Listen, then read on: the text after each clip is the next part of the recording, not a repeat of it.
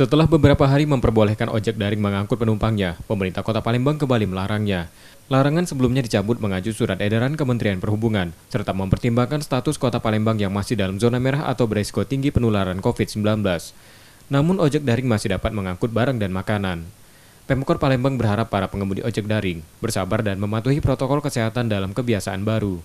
Untuk mengangkut penumpang yang dilakukan ojol ya, itu kan masih belum bisa dilakukan. Jadi memang masih ada pembatasan-pembatasan dan kita karena masih zona merah tentu kita mengikuti apa yang menjadi kebijakan dari pemerintah pusat, dalam hal ini Kementerian Perhubungan, untuk membatasi supaya tidak terjadi penularan, physical distancing dan sebagainya. Jadi mohon maaf kalau kondisinya memang tidak nyaman.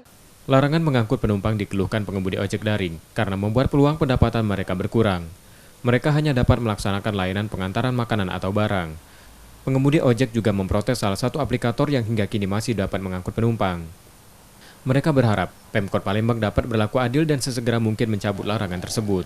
Yang dirasakan ya begitu, pendapatan berkurang, orderan sepi jadinya. Sebelum-sebelumnya kemarin hari Jumat kemarin tuh goretnya dibuka, terus hari Senin ditutup lagi. Kenapa harus cuman yang warna hijau doang, yang warna kuning kok bisa dibuka gitu loh.